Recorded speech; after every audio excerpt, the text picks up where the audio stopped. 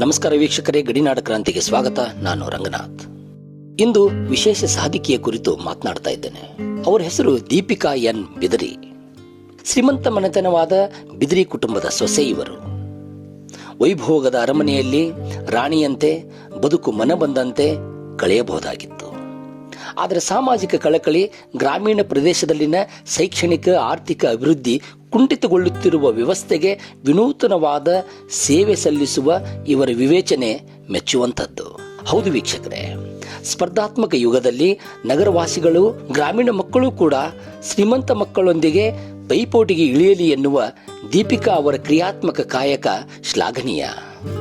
ಇತ್ತೀಚೆಗಷ್ಟೇ ಅವರು ಅಬ್ಯಾಕಸ್ ಅನ್ನುವ ಒಂದು ವಿಶೇಷ ವಿನೂತನವಾದಂತಹ ಗಣಿತದ ವಿಷಯಗಳನ್ನು ಸರಳವಾಗಿ ಕಲಿಯಲು ಮತ್ತು ಕಲಿಸಲು ಮತ್ತು ನೆನಪಿಟ್ಟುಕೊಳ್ಳಲು ಅತ್ಯಂತ ಸರಳವಾದಂತಹ ಒಂದು ಮಾರ್ಗ, ಅದು ಈ ಮಣಿಗಳ ಚೌಕಟ್ಟಿನೊಂದಿಗೆ ಅದೊಂದು ಸಾಧನವಾಗಿ ಉಪಯೋಗಿಸಿಕೊಂಡು ಹಲವಾರು ಅಂದರೆ ಸುಮಾರು ಒಂದು 19 ಪುಸ್ತಕಗಳು ಆ ವಿಷಯದ ಮೇಲೆ ಬರ್ತವೆ. ಅದನ್ನು ಇವರು ಗ್ರಾಮೀಣ ಮಟ್ಟದ ಅಥವಾ ಗ್ರಾಮೀಣ ಪ್ರದೇಶದಲ್ಲಿನ ಆ ವಿದ್ಯಾರ್ಥಿಗಳಿಗೆ, ಮಕ್ಕಳಿಗೆ ಅದನ್ನು ನೀಡಿ ಗಣಿತ ಕಬ್ಬಿಣದ ಕಡಲೆಯಲ್ಲ, ಅದು ಅತ್ಯಂತ ಸರಳ ಅನ್ನುವಂತಹ ವಿಚಾರವನ್ನು ಇಟ್ಕೊಂಡು ಅದನ್ನು ಬಿತ್ತುವಂತಹ ಕೆಲಸ ಮಾಡುತ್ತಿರುವ ದೀಪಿಕಾ ಎನ್ ಬಿದರಿ ಅವರಿಗೆ ಅಭಿನಂದನೆಗಳು.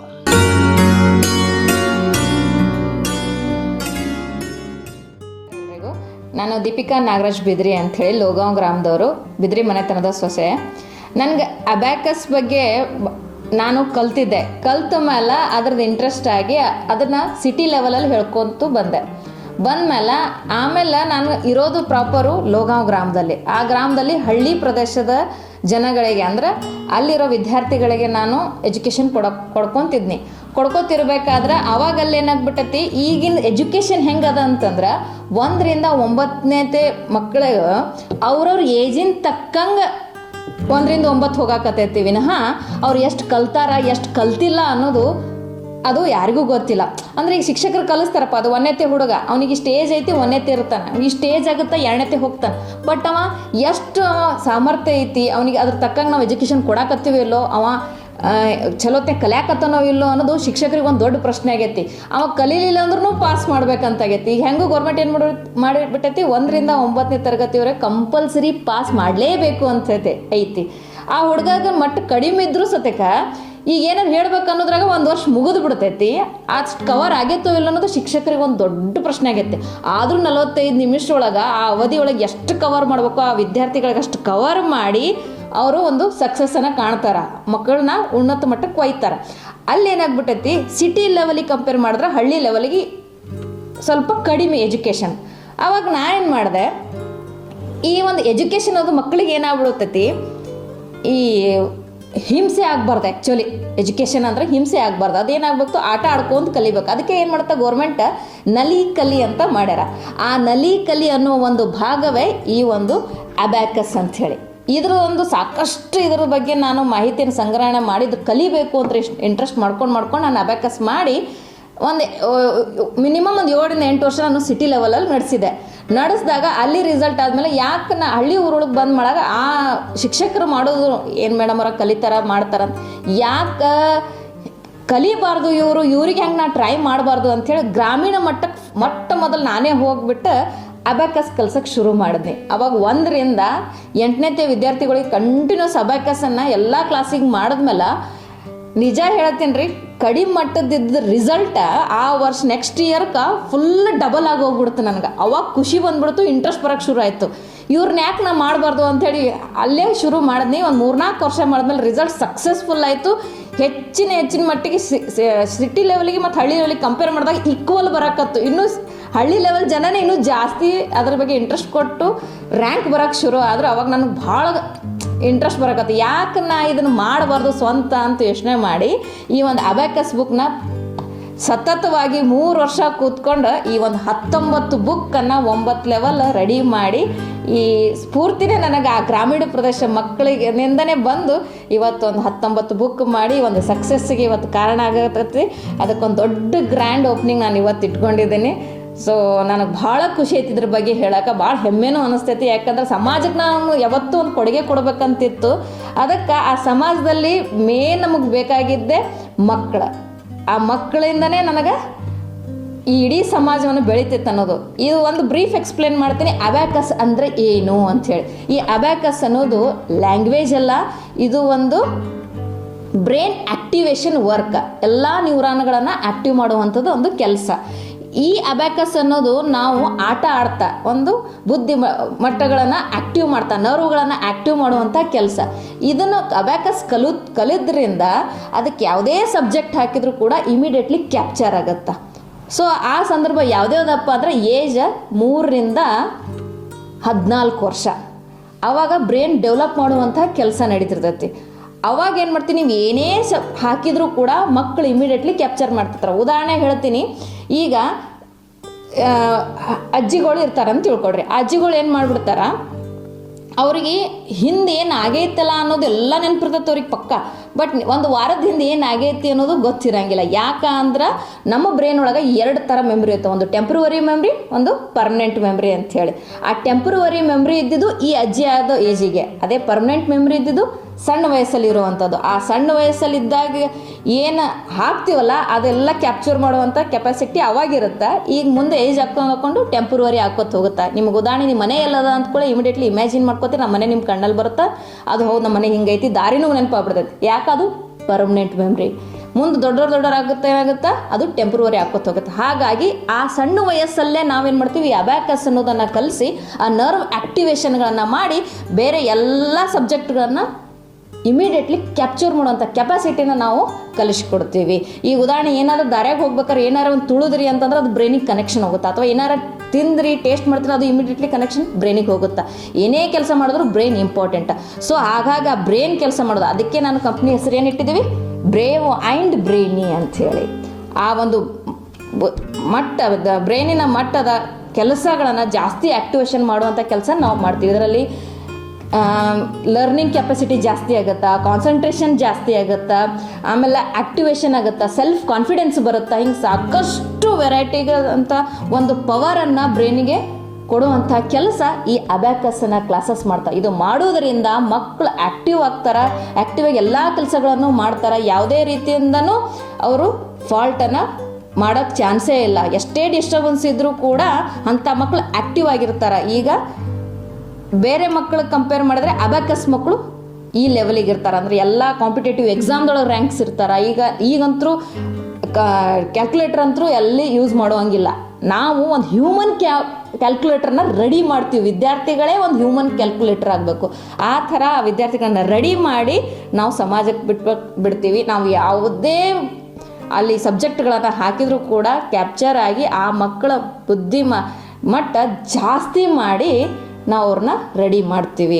ಈ ಒಂದು ಥೀಮ್ ಇಟ್ಕೊಂಡು ಇದನ್ನು ಯಾಕೆ ಮಾಡಬಾರ್ದು ಅಂಥೇಳಿ ಗ್ರಾಮೀಣ ಮಟ್ಟದಿಂದ ಸ್ಫೂರ್ತಿ ತಗೊಂಡು ಇವತ್ತು ಈ ಮಟ್ಟಕ್ಕೆ ನಾನು ಬಂದು ನಿಂತಿದ್ದೀನಿ. ಅದೆಲ್ಲದಕ್ಕೂ ನಿಮ್ಮ ಆಶೀರ್ವಾದ ನಾನು ಖಂಡಿತ ನನ್ನ ಮೇಲೆ ಅದ ಅಂತ ನಾನು ತಿಳ್ಕೊಂಡು ಹೆಜ್ಜೆ ಇಡ್ತೀನಿ. ಇದು ಟೋಟಲ್ 19 ಬುಕ್ ಅದಾವೆ, 9 ಲೆವೆಲ್ ಅದಾವೆ, 1ರಿಂದ 9 ಲೆವೆಲ್ ಇದಾವೆ. ಇದು 3 ವರ್ಷದಿಂದ 14 ವರ್ಷದ ಮಕ್ಕಳಿಗೆ ಅಂತ ಐತಿ. ಟೋಟಲ್ 19 ಬುಕ್ಸ್ಗಳಿದ್ದಾವೆ. ಇದನ್ನು ಏನು ಮಾಡ್ತೀವಿ, ಗ್ರಾಮೀಣ ಮಟ್ಟಕ್ಕೆ ನೀವು ಹೆಂಗೆ ಕಲಿಬೇಕು, ಏನು ಕಲಿಬೇಕು ಅಂತ ಇದು ಏಜ್ ಪ್ರಕಾರ ಹೋಗುತ್ತೆ. LKG, UKG, 1ನೇ 3ನೇ ಆ ಲೆವೆಲಿಗೆ ಆ ಥರ ಲೆವೆಲ್ ಅವ್ರ ಮಟ್ಟಕ್ಕೆ ಸಾಮರ್ಥ್ಯ ಮಟ್ಟಕ್ಕೆ ಬುಕ್ಗಳದಾವ. ಇದು ನನಗೆ ಇದರ ಲಾಭ ನಷ್ಟ ನಾನು ನೋಡೋದಿಲ್ಲ, ಆದ್ರೆ ಇದ್ರ ಅವೇರ್ನೆಸ್ಸು, ಇದು ಅಬ್ಯಾಕಸ್ ಅನ್ನೋದು ಪ್ರತಿಯೊಬ್ಬ ವಿದ್ಯಾರ್ಥಿಗಳು ಕಲಿಬೇಕನ್ನೋ ಒಂದು ಉದ್ದೇಶ ಇಟ್ಕೊಂಡು ನಾನು ಇದನ್ನು ಹೆಜ್ಜೆ ಮುಂದಿಡಾಕತ್ತೀನಿ. ಯಾಕಂದರೆ ಅಬಾಕಸ್ ಅನ್ನೋದು ಎಲ್ಲದರಲ್ಲೂ ಬರ್ತೈತಿ, ಮ್ಯಾಥ್ಸ್ ಅನ್ನೋದು ಎಲ್ಲದರಲ್ಲೂ ಬೇಕು ನಮ್ಗೆ. ಇದಕ್ಕೆ ಮ್ಯಾಥ್ಸ್ ಅದಕ್ಕೆ ಯೂಸ್ ರೀ ಅನ್ನೋದು ಇಲ್ಲವೇ ಇಲ್ಲ. ಪ್ರತಿಯೊಂದು ದಿನ ಶುರು ಆಯಿತು ಅಂದರೆ ಮ್ಯಾಥ್ಸಿಂದ ಶುರು ಆಗುತ್ತೆ. ನಾವೇನೇ ತರಕಾರಿ ತಗೋದಾಗಲಿ ಮಾಡೋದಾಗಲಿ, ಈಗ ನೀವು ಈವನ್ ಹಾಸ್ಪಿಟ್ಲಲ್ಲಿ ಹೇಳ್ತೀನಿ, ಒಂದು ಉದಾಹರಣೆ, ಒಂದು ಕೈ ಕಟ್ ಆಯಿತು ಅಂದರೆ ಈ ಕೈ ಹೊಂದಿಸ್ಬೇಕಾದ್ರೆ ಇದ್ರ ಅಳತಿ ಏನಿರುತ್ತೆ ಅದೇ ಅಳತಿ ಮೇಲೆ ಈ ಕೈ ಕೂಡಿಸ್ಬೇಕಾಗ್ತದೆ ನಾವು. ಸೊ ಪ್ರತಿಯೊಂದು ದಿನನಿತ್ಯ ಜೀವನದಲ್ಲಿ ನಮಗೆ ಇದು ಮ್ಯಾಥ್ಸ್ ಅನ್ನೋದು ಭಾಳ ಇಂಪಾರ್ಟೆಂಟ್. ಹಾಗಾಗಿ ಪ್ರತಿಯೊಬ್ಬರು ಕಲೀಲನ್ನೋ ಒಂದು ಉದ್ದೇಶ ಇಟ್ಕೊಂಡು ಇದನ್ನು ಪ್ರತಿಯೊಂದು ಸ್ಕೂಲಲ್ಲಾಗಲಿ, ಗ್ರಾಮೀಣ ಪ್ರದೇಶದಲ್ಲಿ ಎಸ್ಪೆಷಲಿ ಗ್ರಾಮೀಣ ಪ್ರದೇಶದಲ್ಲೂ ಕೂಡ ಇದು ಆಗಲಿ ಅಂತ ನಾನು ಭಾಳ ಅತಿ ಕಡಿಮೆ ಮಟ್ಟದಲ್ಲಿ ಈ ಬುಕ್ಗಳನ್ನು ಕೊಟ್ಟು ಅವರಿಗೆಲ್ಲರೂ ಕಲಿಬೇಕನ್ನೋ ಒಂದು ಇಚ್ಛೆ ಇಟ್ಕೊಂಡು ನಾನು ಮುಂದೆ ಹೆಜ್ಜೆ ಇಡ್ತಾ ಇದ್ದೀನಿ. ದಯವಿಟ್ಟು ಎಲ್ಲರೂ ಕಲೀರಿ ಅಬ್ಯಾಕಸ್ ಅನ್ನೋದು, ನಿಮ್ಮ ಬ್ರೈನನ್ನು ಆ್ಯಕ್ಟಿವೇಶನ್ ಮಾಡಿರಿ. ಯಾಕಂದರೆ ಈಗಿನ ಮೊಬೈಲ್ ಯುಗ, ಆ ಮೊಬೈಲ್ ಯುಗ ಅನ್ನೋ ಆ ಒಂದು ವಿಷಯನ ತಲೆಯಲ್ಲಿ ತುಂಬಿಕೊಂಡಿದ್ದು ಈ ಅಬ್ಯಾಕಸ್ ಮಾಡೋದ್ರಿಂದ ಅದು ಕೂಡ ತೆಗೆದು ಹಾಕಿ ನಿಮಗೆ ಆಕ್ಟಿವೇಶನ್ಗಳನ್ನು ಮಾಡಿ ನೀವು ಹುಡುಗರನ್ನ ರೆಡಿ ಮಾಡುವಂಥ ಕೆಲಸ ಈ ಅಬ್ಯಾಕಸ್ ಮಾಡುತ್ತಾ. ಸೊ ಈ ಅಬ್ಯಾಕಸ್ ಕಲಿಬೇಕಾದ್ರೆ ಇಲ್ಲೇ ನನ್ನ ದೂರವಾಣಿ ಸಂಖ್ಯೆ ಕೊಡ್ತೀನಿ, 9900771579. ಇನ್ನೊಮ್ಮೆ ಹೇಳ್ತೀನಿ, 9900771579. ನೀವು ಕಾಲ್ ಮಾಡಿ, ಎನಿ ಟೈಮ್ ಮಾಡಿ, ನಿಮಗೇನು ಬೇಕು ಎಲ್ಲ ಮಾಹಿತಿಗಳನ್ನು ನಾನು ಸಂಪೂರ್ಣವಾಗಿ ಹೇಳ್ಕೊಡ್ತೀನಿ. ಇನ್ನೊಂದು, ಯಾರಾದರೂ ಫ್ರ್ಯಾಂಚೈಸಿ ತಗೊಳ್ಳೋರಿದ್ದರೆ ಅವರಿಗೂ ಕೂಡ ನಾನು ಫ್ರ್ಯಾಂಚೈಸಿ ಕೊಡ್ತೀನಿ. ಇದು ನನ್ನ ಕನಸು. ಆಲ್ ಓವರ್ ಇಂಡಿಯಾದಲ್ಲಿ ಈ ಅಬ್ಯಾಕಸ್ ಅನ್ನೋದು ಜಾಸ್ತಿ ಆಗಬೇಕು, ಬೆಳಿಬೇಕು, ಎಲ್ಲ ಮಕ್ಕಳಿಗೆ ಮುಟ್ಟಬೇಕು ಅನ್ನೋ ಒಂದು ಉದ್ದೇಶ ಇಟ್ಕೊಂಡು ಮಾಡ್ತೀನಿ. ಯಾರಾದರೂ ನೀವು ಫ್ರ್ಯಾಂಚೈಸಿ ತಗೊಳ್ಳೋರಿದ್ರೂ ಕೂಡ ನಾವು ಬಂದು ಫ್ರ್ಯಾಂಚೈಸಿ ಕೊಡ್ತೀವಿ. ಆಶಾ ಮೇಡಮ್ ಅವರೊಂದು ಈ ನಮ್ಮ ಯುವಕರಿಗೆ ಒಂದು ಸ್ಫೂರ್ತಿ. ಅವರು ಇಷ್ಟು ವಯಸ್ಸಾದರೂ ಕೂಡ ಚಕ್ಕ ಚಕ್ಕ ಚಕ್ಕ ಅಂತ ಅವ್ರು ಕೆಲಸ ಮಾಡ್ತಿದ್ರು. ನಾನು ಅಂದ್ಕೊತಿದ್ನಿ, ಅಲ್ರ ಇಷ್ಟು ದೊಡ್ಡ ವ್ಯಕ್ತಿ ಅದಾರ, ಇವ್ರಿಗೆ ಎದಕ್ಕೆ ಬೇಕು ಇವೆಲ್ಲ, ಬರೀ ಗಂಡ್ಮಕ್ಳು ಮಾಡ್ಕೊಂಡು ಹೋದ್ರೆ ಆಗತ್ತಲ್ಲ ಅಂಥೇಳಿ. ಬಟ್ ಪ್ರತಿಯೊಂದು ಮೂಲೆಗೆ ಏನೇನು ಸಮಸ್ಯೆ ಅದಾವಲ್ಲ, ಖುದ್ದು ತಾನಾಗಲೇ ಆಶಾಕ ಬಂದು ಅವ್ನು ಕೇಳ್ಕೊಂಡು ಅವನ್ನೆಲ್ಲ ಸಂಪೂರ್ಣವಾಗಿ ಅವರಿಗೆ ಇಮಿಡಿಯೇಟ್ಲಿ ನಿಂತ ಕಾಲ ಮೇಲೆ ಅವ್ರು ಸೊಲ್ಯೂಷನ್ ಕೊಡ್ತಿದ್ಲ. ಅವಾಗ ಅಂದ್ಕೊಂಡಿದ್ನೆ, ಬರೇ ದೊಡ್ಡಸ್ತಿಕೆ ಹೇಳ್ಕೊತಾರ, ಅವ್ನು ಮಾಡು ಇವ್ನು ಮಾಡು ಅಂತ ಆ ಥರ ಕೇರ್ಲೆಸ್ ಯಾವತ್ತೂ ಮಾಡಲಿಲ್ಲ. ಅಲ್ಲಕ್ಕಿ ಮನೆ ಬಾಕಲ್ ತಕ್ಕ ಹೋಗಿ ನಿಮ್ಮ ಸಮಸ್ಯೆ ಏನದ ಅಂತ ಕೇಳ್ಕೊಂಡು ಅದನ್ನು ಪರಿಹಾರ ಮಾಡ್ತಿದ್ಲು. ಆವಾಗ ಅವಳೇ ನನಗದೊಂದು ಪ್ರೇರಣೆಯಾಗಿ ಪ್ರತಿಯೊಂದು ಕಾರ್ಯ ಮಾಡಿದವ್ರಿಗೆ ಕೃತಜ್ಞತೆ ಸಲ್ಲಿಸ್ಬೇಕಂತ ಕಲ್ತಿದ್ದೆ ನಾನು ಅವಳಿಂದ, ಅಕ್ಕರಿಂದ.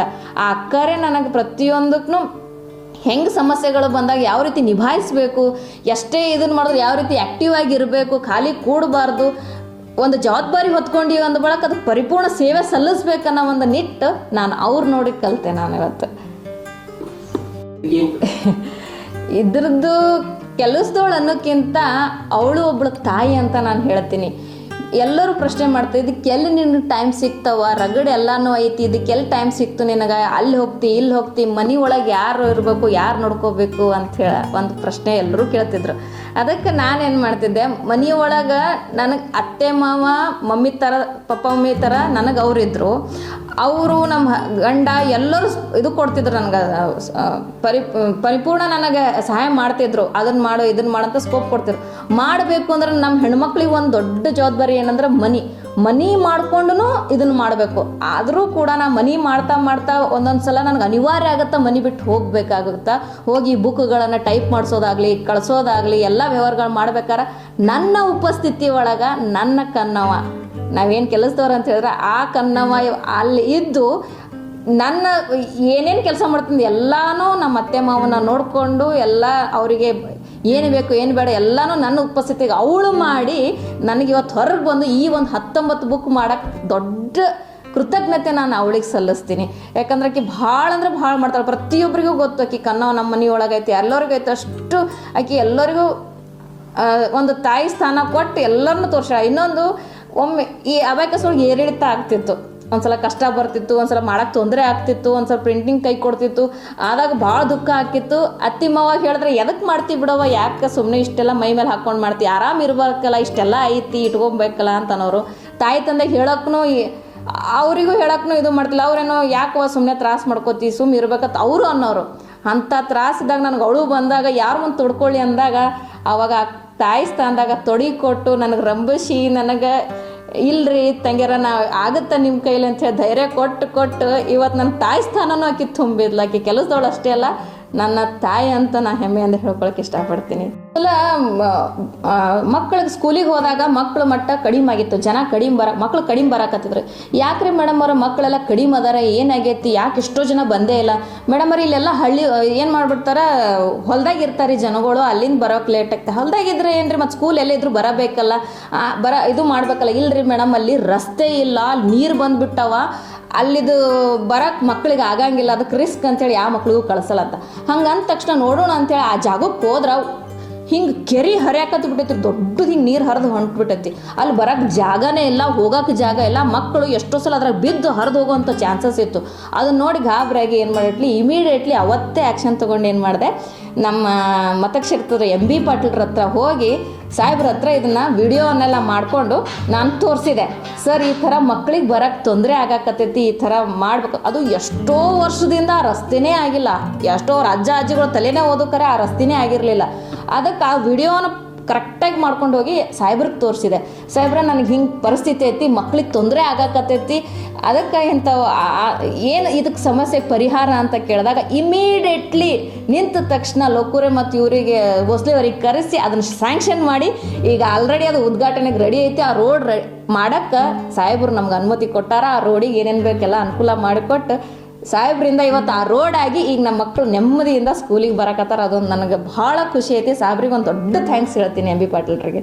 ಈ ವಿದ್ಯಾರ್ಥಿಗಳ ಸಂಖ್ಯೆ ಜಾಸ್ತಿ ಆಗಿದೆ. ಹಾಂ, ವಿದ್ಯಾರ್ಥಿಗಳ ಸಂಖ್ಯೆ ಜಾಸ್ತಿ ಆಗೈತಿ. ಆ ರೋಡ್ ಆಗಿದ್ದರಿಂದ ಎಷ್ಟೋ ವಿದ್ಯಾರ್ಥಿಗಳು ಬೇರೆ ಸ್ಕೂಲಿಗೆ ಅಂದ್ರೆ ಆಚೆ ಕಡೆ ಒಂದು ರೋಡ್ ಮಾಡ್ಕೊಂಡು ಆಗಲಾರ್ದಕ್ಕೆ ಹೋಗ್ತಿದ್ರು. ಈಗ ಎಲ್ಲ ಮಕ್ಕಳು ಸ್ಕೂಲಿಗೆ ಬರಕತ್ತಾರ, ಯಾವುದೇ ರೀತಿಯ ತೊಂದರೆ ಇಲ್ಲ. ಆಮೇಲೆ ಅಲ್ಲಿ ನಡೆದಾಡೋ ರೈತರು, ಕೆಲವು ಜನ ಟ್ರ್ಯಾಕ್ಟರ್ ಅವರೆಲ್ಲ ಮೇಲೆ ಹೋಗೋರು, ಅವರಿಗೆಲ್ಲ ಅನುಕೂಲ ಆಗೈತಿ, ಎಲ್ಲನೂ ಚಲೋ ಆಗೈತಿ. ಆದ್ರೆ ಸಾಹೇಬ್ರಿಗೆ ನಾವು ಅವರೇ ಅಂತಿದ್ರು, ನಾವು ಎಷ್ಟೋ ತಲಾಂತರದಿಂದ ಮಾಡಿದ್ರು ಸತ್ಯಕ್ಕೆ ವೇಟ್ ಮಾಡಾಕತ್ತಿದ್ವಿ, ಇದು ಆಗಾಗೇ ಇಲ್ಲ ಅಂತ ನಾವು ತಲೆನ ತೆಗೆದು ಹಾಕಿದ್ದೀವಿ ರೀ ಮೇಡಮ್. ಇವತ್ತು ನಿಮ್ಮ ಪುಣ್ಯದಿಂದ, ಸಾಹೇಬ್ರ ಪುಣ್ಯದಿಂದ ಒಂದು ರೋಡ್ ಆಯಿತು ಅಂಥೇಳಿ ಒಂದು ಭಾಳ ಹೆಮ್ಮೆ ವ್ಯಕ್ತಪಡಿಸ್ಯಾರ ಸರ್ ಅದ್ರ ಬಗ್ಗೆ. Thank you.